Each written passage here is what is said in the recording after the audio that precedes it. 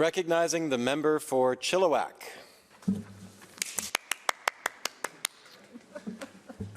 Thank you very much. I'm particularly excited. This is my first miscellaneous statutes bill that I get to speak to. So this is some good stuff here.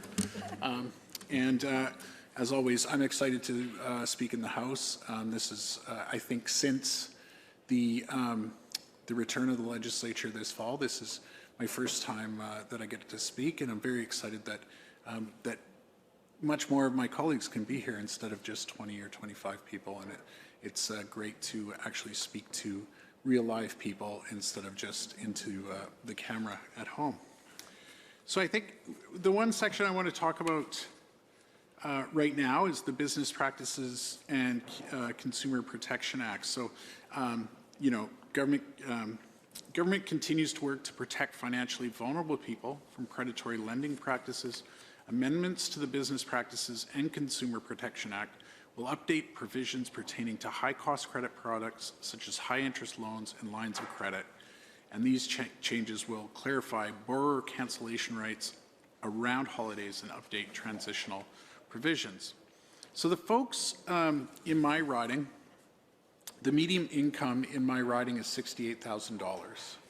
So it's you know, it's a working class riding, and there's a lot of people who make a lot less than that and rely on some of these high interest loans to make it between paydays. And I think that that's only been exacerbated with COVID, and it is very hard for folks to get out from underneath high interest loans if they're using them to try and make it to their next paycheck.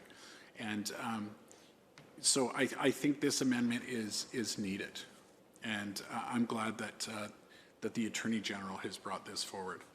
So these amendments will enable the enactment of 2019 legislation to regulate high-cost credit products, and once enacted, the new regulatory framework will establish licensing requirements for high-cost credit providers.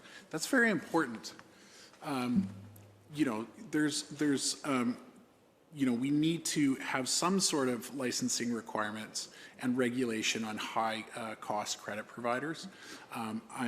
So I'm very happy about this bill. I think it's going to be very good for my constituents, especially the folks that are working poor in my constituency. So I'm happy also that it's going to strengthen consumer protections for borrowers and improve affordability for the most financially vulnerable people in BC. That's very important, and a lot of my constituents fall into that category. So I'm very happy that that this statute is happening.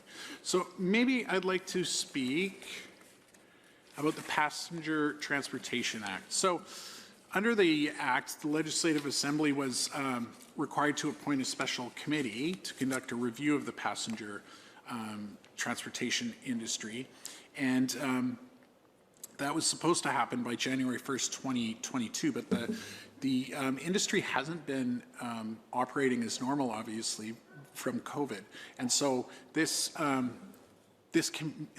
committee wouldn't be able to speak well to this to the industry as it is not operating normally.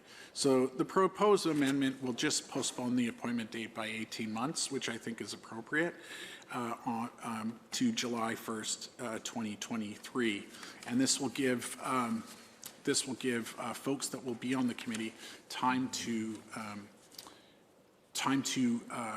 view the business as the transportation industry as it's operating in normal times. So I'm excited about that part too. I don't, you know, this is my first Miscellaneous Statutes Act, I will say, and I don't have a heck of a lot more to say about it, other than I'm very happy that I was able to speak to this today. So thank you very much, Mr. Speaker. Thank you.